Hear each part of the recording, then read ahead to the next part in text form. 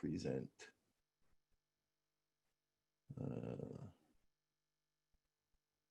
There we go. Is that sharing? Yes, sharing. We're good. Okay.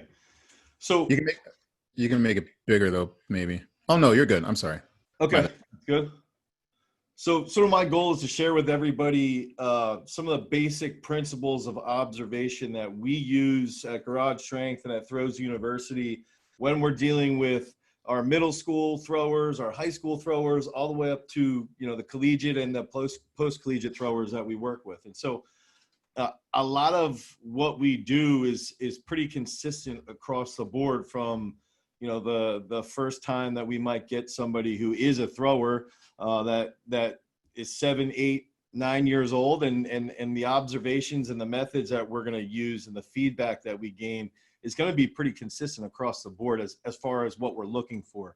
And so the main goal behind what we're doing at Throws U, what we're doing at GarageStrength, is that we want to be able to build a program to fit the needs of that individual thrower, and to develop a champion in all realms by learning through observation. And so what that means is that we want to not just build champions in throwing, but we also want people who are ultimately going to be able to contribute to society, be responsible, you know, operate, potentially be entrepreneurs of any kind, but develop leaders and individuals who are constantly challenged and who can manage stress the best. Because when it comes down to life, throwing, athletics, if you can handle stress as well as you possibly can, you're going to be able to be successful. And so one of the things, when Kibwe actually asked me to do this presentation, one of the cool memories that I had was based around long talks I would have with Dr. B when I was training with Dr. B in Kamloops, British Columbia. And one of the things that Dr. B said to me, I would go to his house, he'd let me come to his house, he would let me interview him, and I would show him all these books I was reading, and I would share with him my thoughts and my questions towards him constantly. And this was going on for about 5 weeks. And finally, one day he just starts, he gets a little irritable, and which he oftentimes would, especially with me. But he just started yelling at me like, "Dane, you learn from your athletes." And you know, he started to say how every system can work, and multiple systems work. Multiple systems can be successful.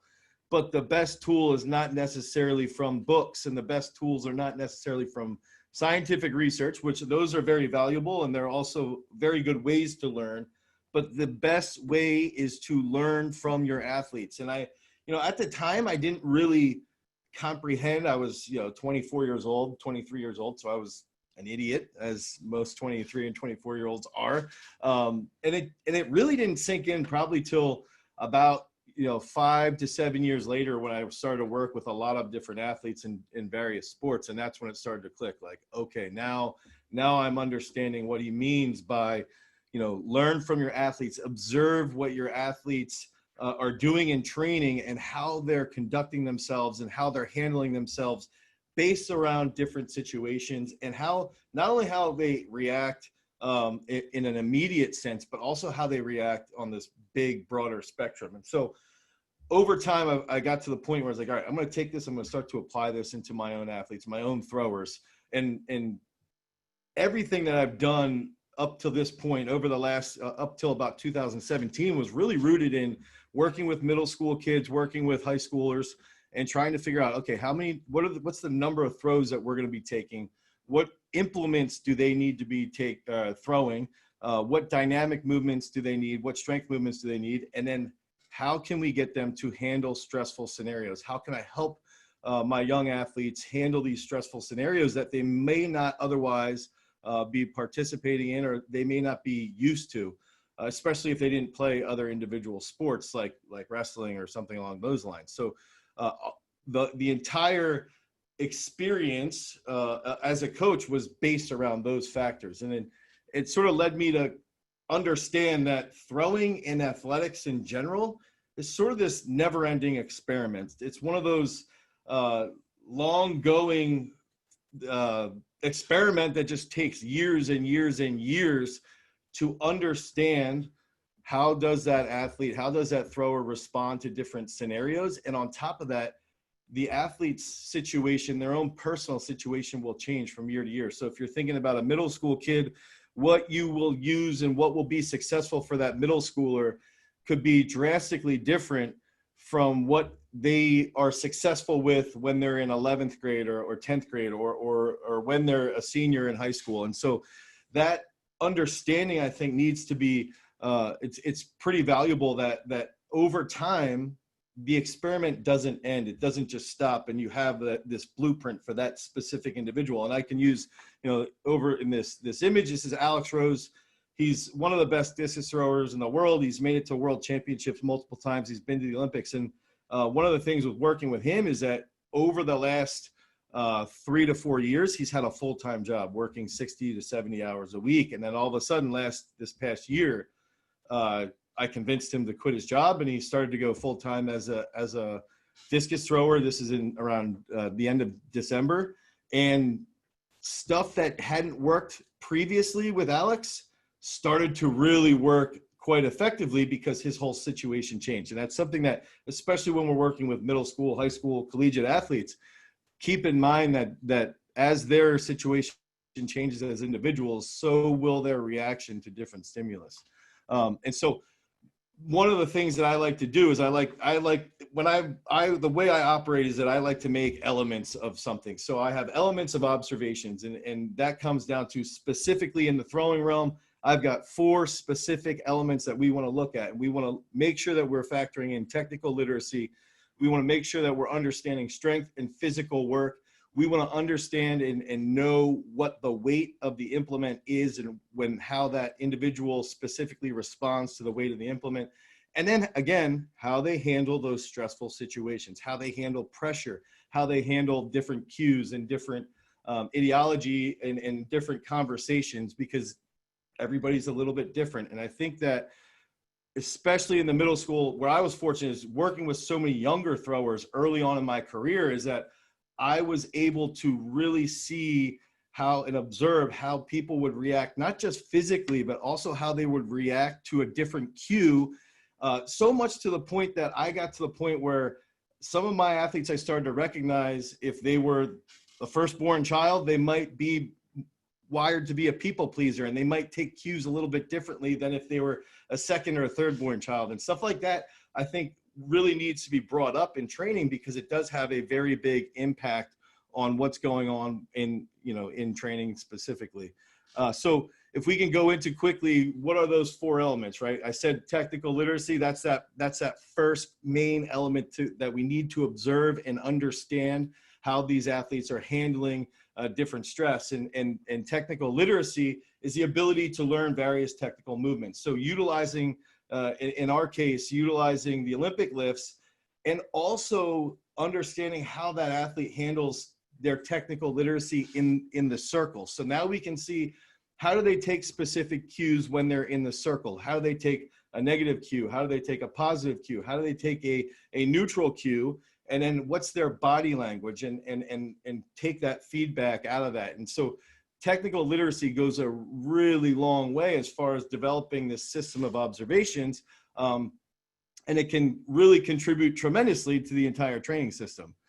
So the second element is going to be based around strength. How can we figure out what strength does for a thrower? How can we understand how the athlete responds to that physical stress of strength training? How do they respond mentally? The third cue, or the third element, again, is going back to that weight of the element. So what happens with their technique when they're throwing a heavy implement? What happens with their technique when they're throwing a light implement? And oftentimes with the younger kids, with middle school, high school athletes, we might see that they do really, really well with the heavier implement because they have a little bit better feeling, and then later on that might completely change. But also, how do they respond to that mentally? And then at what point as a coach you make that decision? You start to recognize, okay, when we throw these various implements, it has this positive or negative impact on the competitive weight. And then finally, how do they manage that stressful environment? So these are all these 4 observations are the main points that I'm going to look at when I'm laying out a training program, and how each individual thrower responds to these 4 key elements. And then I'm going to take all this information to build their next training program, so that over time we can develop the absolute best athlete as a thrower from day 1 all the way up till hopefully they're 25 and they're going to the Olympics. So in a stressful environment, you know, what is their body language? How do they alter their preparation if they do? How do they potentially plan failures if they're wired to sort of sabotage themselves? Or do they get irritable in these stressful situations? And then how, as coaches, can we notice this and recognize this and then plan for the future to prevent that from potentially happening? So those are those 4 elements, and those are the 4 main things that we're gonna harp on. So where do we start? You know, there's a lot of information. There's all this knowledge going around, and it's like, all right, well, first off, we've got to recognize that there's 2 main forms of response. There's going to be more than 2, but when you're looking at it from a very baseline analysis, you can start to see that almost every single athlete will have these 2 main responses, and that's going to be a micro response to various change. So their immediate response. What do they do when you give them that cue on an immediate level? Do they have a negative response? Do they have a positive response? Do you notice something with their body language? Do you see something with their movement?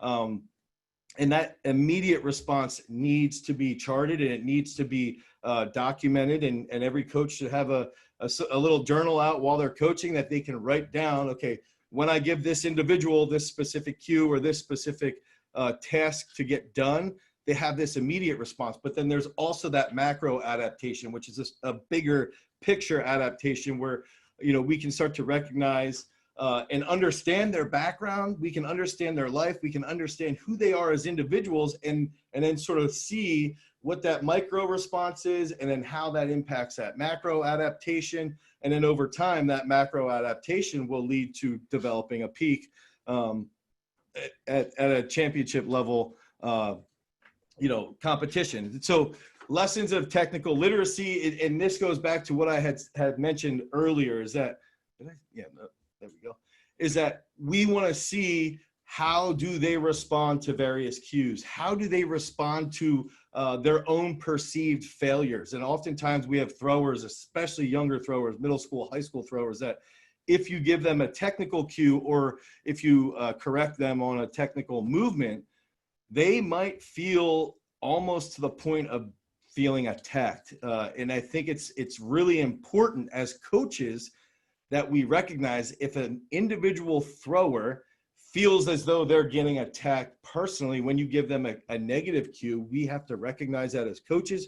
We have to be progressive and know that in the future, when we're trying to improve their technique, we don't give them that negative cue, we give them that positive cue. Now, if we think about, you've got an athlete who might have 3 older brothers or 3 older siblings, and you give them a negative cue and they're perfectly fine with that because they've spent their entire life getting beat on by their older siblings. And that's stuff that can really come to the surface as we're dealing with technical literacy. And if you look at the picture on the left, here's out of our book, Kinetic Comprehension. And here we're talking, or cues and corrections. And so here we're talking about when, you know, with Alex, how his right foot in the top picture was over rotated. And so even taking little simple things like that and then trying to correct that on a high schooler, a middle schooler, or a post-collegiate thrower, and understand what is their body language, what is their response, because that can ultimately really mold your relationship with the athlete, is how you communicate with them and how they handle those different types of conversations. And so that technical literacy response analysis is going to be, you know, what happens from a big picture? How long does it take for you to cue an athlete up to potentially, you know, use that example, not over rotate? So now they're getting grounded a little bit earlier. Does it take 1 or 2 throws for them to fix that? Does it take a week for them to fix that? Or does it take a month for them to fix that? And how do the kids respond to drills or full movements? And that's as a coach, especially if you're coaching those younger athletes, you might start to notice that when you're doing drills, some drills, that the kids are not as engaged as when they're doing those full movements.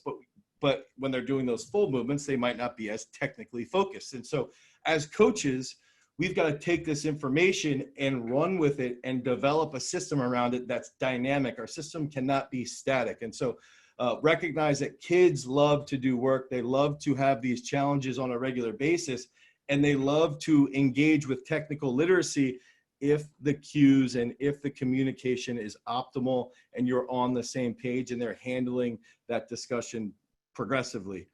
So what to look like or what to look for in the short term is, if we're working with Olympic lifts, if we're working with throwing, and that's where I would highly, highly recommend as throws coaches, especially if you're getting athletes early on in their career, is to get them into movements like the Olympic lifts, like snatches, like cleans, like behind the neck jerks, stuff like that, where they have to execute these movements with technical precision, because now you're taking that lesson of that technical literacy potentially that's just going to be found in the circle, in the shot circle, in the discus circle, or on the runway, or in throwing the hammer. Now you're taking that time where, well, we only can understand how they handle these cues in the circle. But now if you're starting to work with these technical lifts like the snatch or like the clean or like the jerk, you can double the amount of communication and the amount of knowledge that you're going to gain from that athlete. So not only are you going to understand how they handle their frustration, you're going to understand their body language a little bit quicker, and you're going to be able to narrow down those cues that are most effective or least effective, and really start to flush out your training system for that specific individual. That's what we try to look for is okay, when they're frustrated or when they're struggling with a movement, do they roll their eyes? Is there hesitation? Are they resistant to what you're trying to do? And then on that big picture is try to track that positive response. Try to figure out how long does it take for them to pick up the clean technique? How long did it take for them to adapt their right foot from over rotating? And then when does that sort of mental, emotional, physical epiphany happen? Because then in the future, you'll be able to set up their peak a little bit more effectively. And if you're 6 weeks out or 5 weeks out from a big competition and you don't want to change their technique, you can go back and look at your notes and say, well, when we tried to fix this technical problem, it only took them 2 weeks to adapt. And we can do that again. We can do this in 2 weeks and they'll be comfortable getting into that major competition as long as you're executing with the right cues. And so one of the big take homes behind technical literacy and the observations behind technical literacy is, again, using those snatches, using cleans, using behind the neck jerks, using variations to teach this, what I would term as a movement vocabulary. So when you're utilizing these different movements and different challenging technical movements, now you can increase their movement vocabulary, and you are going to learn a lot. The athlete's going to learn quite a bit, especially they're going to learn quite a bit of high speed technical learning. And even to the point where we'll use partial technical lifts for peaking, depending on how the athlete reacts, but also getting them to pause in these positions at high speed so that they can control those high speed positions that will also correlate over to the finish on a throw. And this is Sam Mattis. He's been to the World Championships jerking 500 pounds, but if you notice when he's in that split position, it's very, very similar to that position that he's going to get in at the front of the circle in the discus. And that's where we want to see that carryover with the cues, that carryover with the movement, and ultimately that's going to help them engage more from a technical perspective. So I wanted to throw this in here because oftentimes when I'm working with my middle schoolers and my high schoolers, they are a little bit more resistant to technique changes or lifting style changes or technical changes in the weight room. And I always just have to refer back to my favorite Star Trek Borg episode and say resistance is futile. So if we get into that second element of observations, it's going to be based around strength training. And I like to separate the Olympic lifts and the technical movements like snatch, clean, jerks. I put them in a separate category from strength-based movements. So strength-based movements would typically be a bench press, a back squat, a single leg squat, front squat, stuff along these lines, incline bench press. And now we can start to understand and observe from that strength-based perspective, especially with the younger throwers, is do they want to go heavy all the time? Or are they a little bit more Are they a little more hesitant? Do they sit back and they don't really want to push it? Because that way we can start to gauge and really understand their temperament, and we can see if we need to push them or if we need to back off on them a little bit more, depending upon their temperament. And then ultimately, what's their physical response? Are they, when they're really sore, do they throw well? Do they have better feeling in the circle? Or when they're really sore, do they lose some mobility? Do they lose some functionality in the circle? And that's stuff that you're able to utilize when you're heading into a peak. And I even have in here, what is their fiber type? So are they more fast twitch? Are they more slower twitch? And then gauge, you can use that to then understand what implements you may need to use based off of their fiber typing. So what can you look for from a strength perspective? Ultimately, in the short term, that micro response is going to be, are they going to be stiff the next day? Are they going to be sore? What's the impact when they're throwing? Do they have a struggle in the circle to find that feeling, or do they have a very good proprioceptive response that next day where they actually have a good feeling in the circle? And then when they're fresh, what is that impact on their throwing when they're tapered back or when the volume's a little bit lower? Now we can start to observe, like, hey, when this athlete's actually fresh, they feel flat. They don't feel as tense. They don't feel as snappy as they do when we're lifting a little bit harder. And now you can take that and say, hey, this athlete actually does lift a little, or does compete a little bit better when they're feeling a slight bit of fatigue from the strength work that we're doing, versus when they're really, really fresh. And so try to track, how long does that take to recognize, and what is that negative impact that training or positive impact that strength training may be having on their throws. And ultimately, what is their reaction physically, mentally, emotionally when they have that epiphany in the circle? So based off of what you're doing in training, I like to even track, I'll have days when many of my throwers will have this sort of aha moment, like, oh my gosh, I finally get what you're talking about. And it might take me 1,000 times of explaining it. But what I like to do is to track that epiphany moment where it's like, all right, well, what are we doing in training that led to this epiphany? Or is it an accumulation? But it's got to be observed. It's got to be recorded. So that response analysis is, how do they embrace that physical change? How can they handle that the strength movements, and can they transfer that to the circle? And then find out what are those strength movements that actually are transferable for that specific individual. Do they enjoy social validity? And this is something that we find to be very, very, very effective, especially at the middle school and high school level, is like, hey, guess what? If little Johnny or Susan hits a PR on the bench press and you post it on Instagram or you post it on Facebook for their mom to see, they like that. They get a little bit of social validity, and now they're going to train a little bit harder. And so early on in throwers' careers, they might need a little bit of social validation to continue on. And then as they age and they progress, ideally that would go away. It doesn't always go away, but ideally it would eventually go away. But try to note this stuff from a strength-based aspect. Is what is that response from that strength-based training? How can they transfer this to the circle, this strength that they're gaining? What's the micro response? What's that macro adaptation? And then what are those lifts that they use the best, that transfer best to the circle? So the big take home, again, bench press, back squats, various ranges, partial movements, full range of motion movements, front squats. Taller athletes tend to do quite well with more front squats than they do with more back squats, and try to observe a relationship between these strength movements and observe any improvement that potentially happens in those technical movements. And that can really factor to developing a full-blown training system that's really effective. And so, that's great, right? We've talked about technical literacy. We've talked about the strength world. What about throwing? And so that's where we get into that third aspect. That third element of observations is what are those lessons of the implements that we're going to be using? So we're going to be establishing a full range of implements.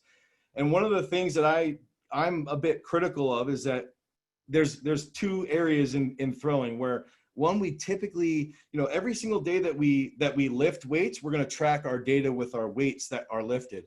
But we're not tracking the amount of throws that we're taking. Typically, we're not tracking the amount of throws that we're taking. We're not tracking distances, and we're not even varying the weights that were being used in the circle. And I think that's a really, really big factor that needs to change. If we want to continuously be progressive, we've got to realize that we get direct feedback in the realm of throwing by how far we're throwing on a daily basis, how many throws we're taking, and what weighted implements we're using. And I even track down to the point from an observational perspective is what cues are working best for these athletes with what weights. And that's where, especially when we're working with middle school, high school athletes, these younger throwers are much more pliable and they can adapt very rapidly to various weights. And so take advantage of that, utilize a 5K, but for a 16-pound shot, we might use a 5K to a 10K shot. For a male high school thrower,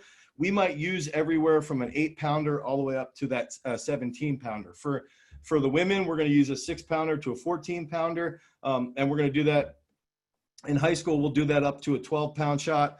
And for discus, for women, we'll use a 0.75 all the way up to a 2K. For men, we'll use a 1.5 all the way up to a 3K. And the ultimate goal is, what is their physical response? What's the impact on the competitive weight as well? And how can we utilize this feedback along with how they handle technical literacy, along with that strength aspect? So what do we look for as coaches? We want to see, do they hate heavy implements? Do they hate light implements? Why? There's usually a reason why. It's not because they're a bad person. It's usually because there's some technical issue that might be happening with a light or a heavy implement. And we've got to understand that as coaches. Does the heavy or the light improve their movement? Do they look better when they're throwing a heavy shot, or better when they're throwing a light shot or a heavy or light discus? And then what's that macro perspective? How long does it take to get a positive response from these different implements? How long can we see if they're throwing, a 16-pound shot and a 5K shot for 4 weeks? How long does it take for them to have this positive response? And then what's their reaction physically, mentally, emotionally when they're having these technical epiphanies? And so when we're trying to observe this as coaches, we've got to see with these different weights and implements, what's the feelings in the circle that might have changed for them. If we're using a heavy implement, do they have greater tension on that dominant side? Do they find that their non-dominant leg's a little bit more active because it's a slower movement? How do they handle those cues? What impact occurred with the competitive lift or the competitive movement? So try to understand, where did the technique change? Did it get better? Did it get worse? And what caused that change? And then try to understand that moving forward. So now we can take those small responses and that big picture adaptation and apply it, especially at the high school level as they're trying to peak towards big throws, and also continue to develop this system collegiately and then post-collegiately. So the big take homes would be, use heavy implements to dramatically improve technique. Use heavy implements for athletes that have a lower level of proprioception. If we've got an athlete that might not be as coordinated, but you put a heavy implement in their hand, now all of a sudden they have a little bit greater feeling because the muscle spindles are providing a little bit better feedback. And that's where that heavy implement can come into play. If you've got an athlete that's high wired, you could throw a heavy or a light implement all the time and they're going to do a good job with it. Now, use lighter implements. In our system, we use them to control high speed technique. Use those lighter implements to teach the thrower how to utilize that non-dominant side, and then troubleshoot, when do they throw the best with the competitive implement? Is it on a heavy and a light system? Is it on a heavy system? Is it on a light system? And try to factor that into technical literacy and strength as well. And then ultimately, what's the most important aspect? It's going to come back to competition. How can we have a direct observational impact on stress and stress management and increasing stress so that they have practice with those stressful situations?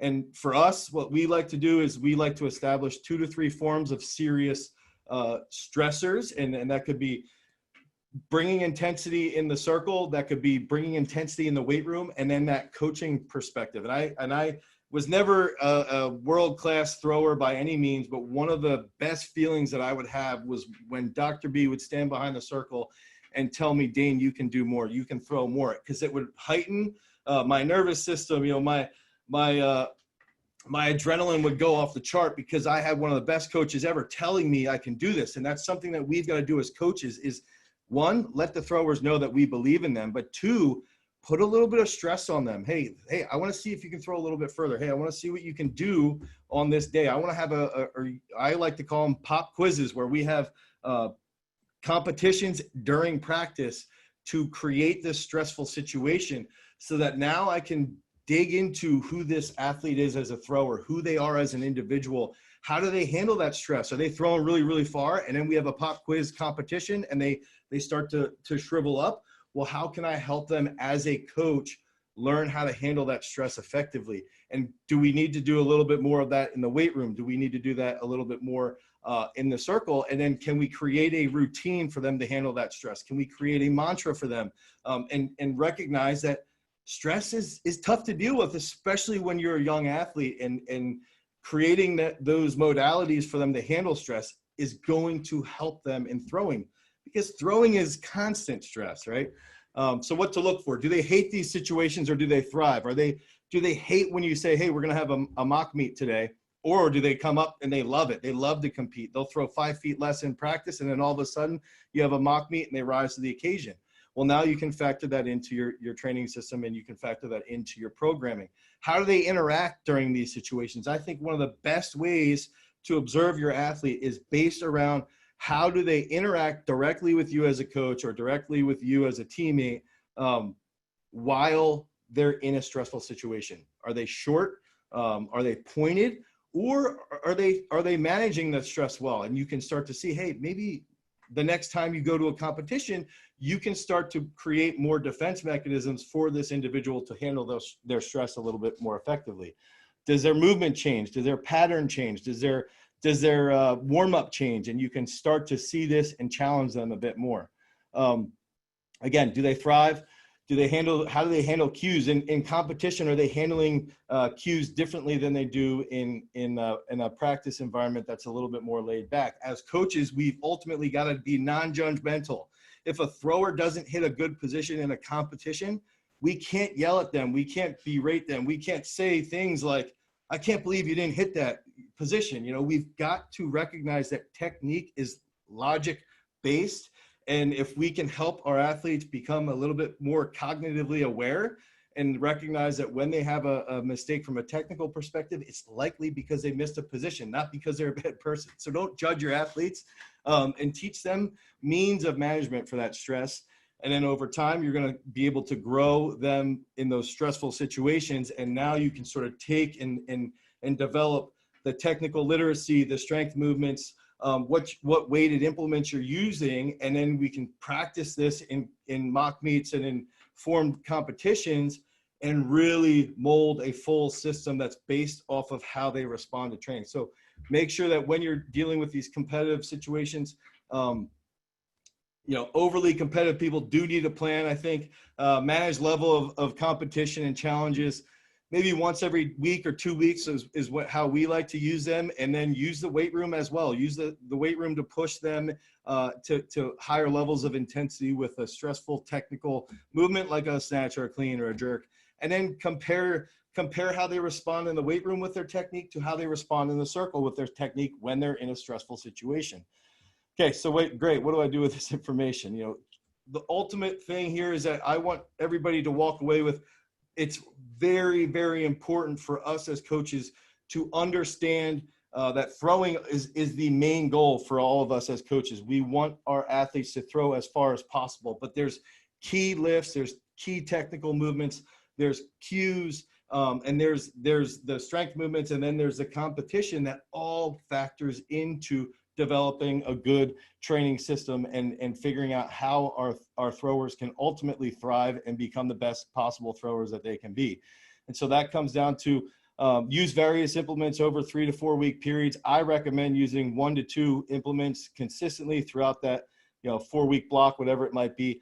Understand their feedback, understand their body language in precarious situations. Recognize that you can understand an athlete from the way they manage technical literacy in the circle. You can understand who that athlete is by the way they manage technical literacy in the weight room. And you can really formulate an individually based training system that caters to each type of individual, who they are, and develop them over time to become the best version of themselves that hopefully can do something fantastic. They can compete on the international stage, but even if they can't do something along those lines, they learn that when they're dealing with stressful situations, they have to prepare, they have to have a plan, they have to have ways of handling that stress so that they can be successful in whatever it is that they might be doing.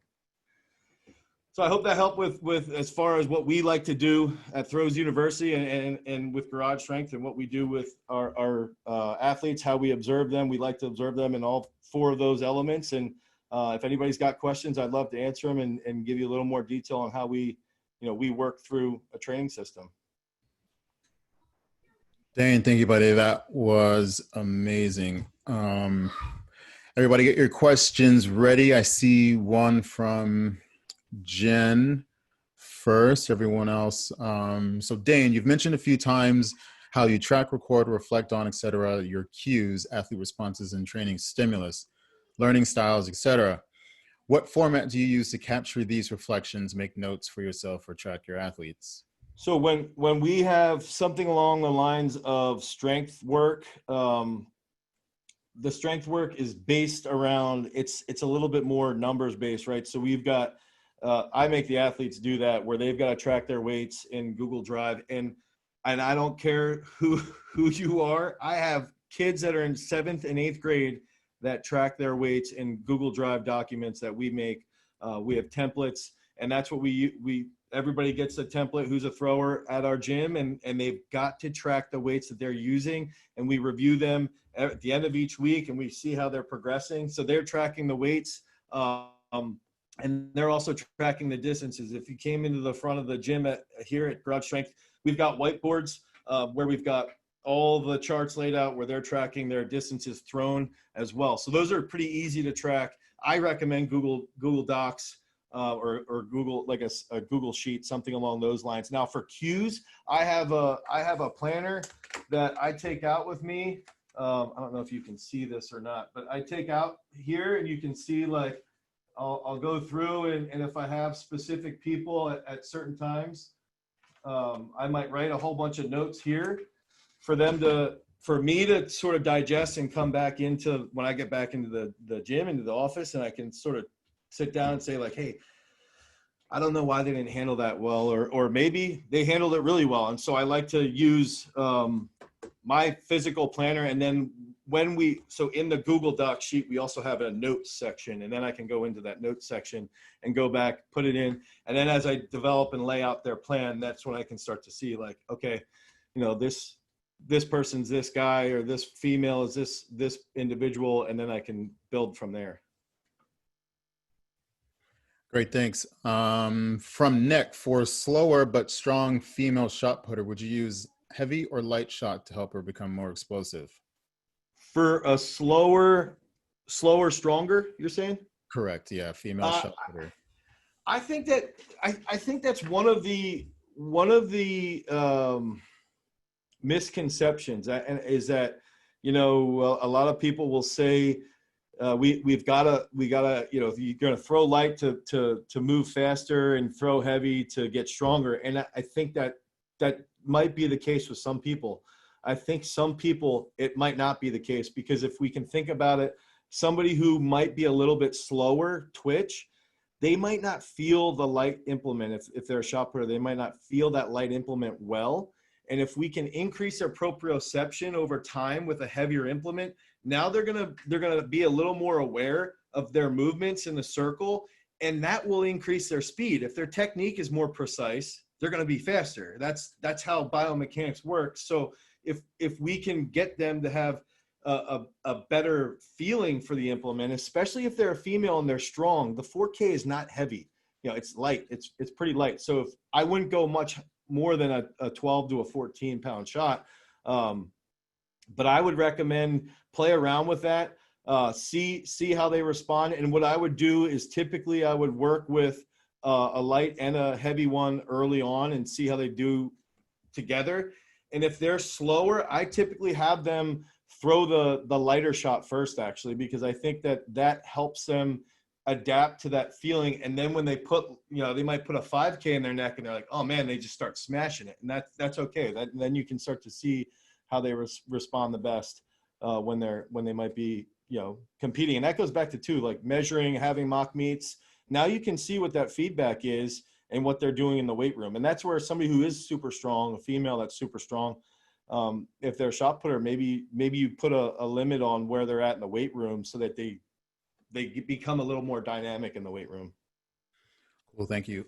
From Sam, can you discuss some of the strategies you teach athletes to deal with stress? Yeah, I think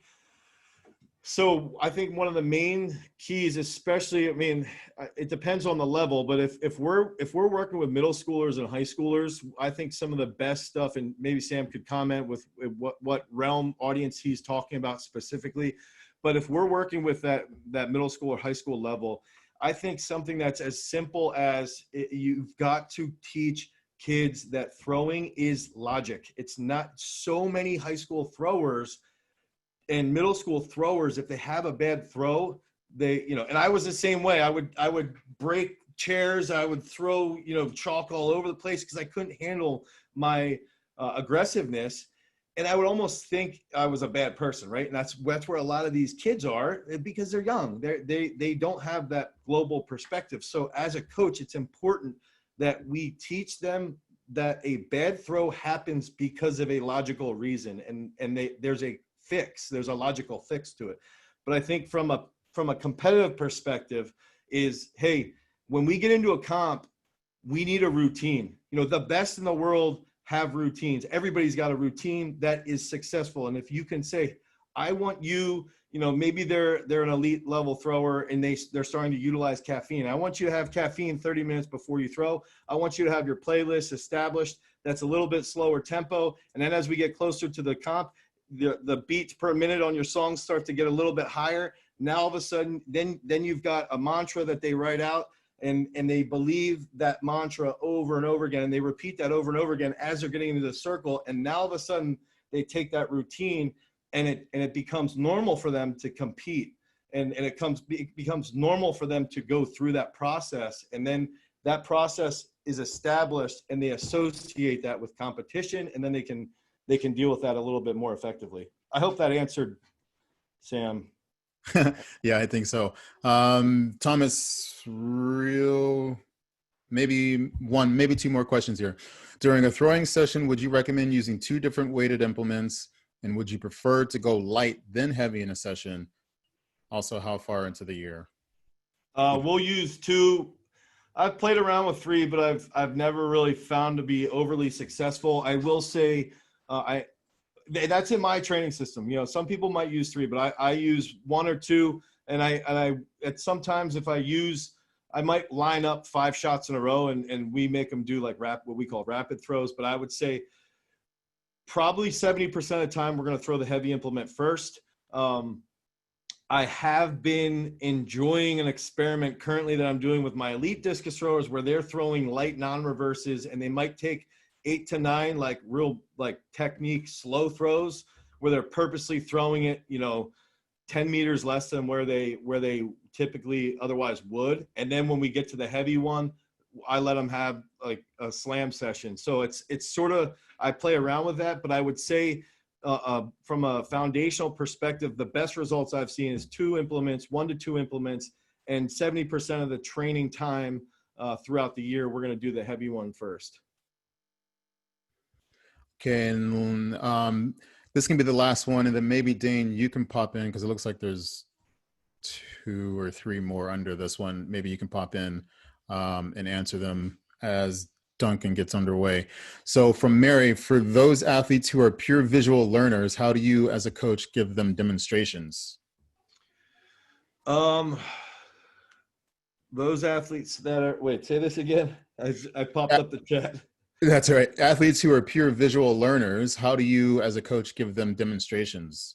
I think that's the one big benefit of having sort of like that culture and that group setting is that I think something that's very unique for me and very fortunate for me is that we'll have, my son's 8 years old and he'll throw, and then at the same time that he's throwing, you know, we'll have Olympians and world championship people throwing, and it is unique. I would recommend, if you don't have that situation, you're not as fortunate, like I would find someone in your group, in your athletes, that is an elite athlete that can demonstrate, or if you are capable and physically capable of doing it, I think that is optimal. I also recommend using, using videos. Like we are so fortunate. When I grew up, and Kibwe could attest to this, we didn't have YouTube, we didn't have Instagram, we didn't have direct access to the best throwers in the world. So that's something that we do a lot of, is that we'll pull videos of Dakers or Harding or whoever. And if you go to Throws University on Instagram, you can see it all that we're doing. Kovacs, Krauser, all these guys. And we can say, hey, and you can put it into coach's eye, and you can put their throw on one side, you know, Joe Kovacs on the other side, and say, do you see what he's doing with his right leg? Do you see what you're doing? And that's a very unique thing that we have, and a very incredible tool that we should all use as coaches to take advantage of, and help people who are more visual learners than in, you know, any other method, really.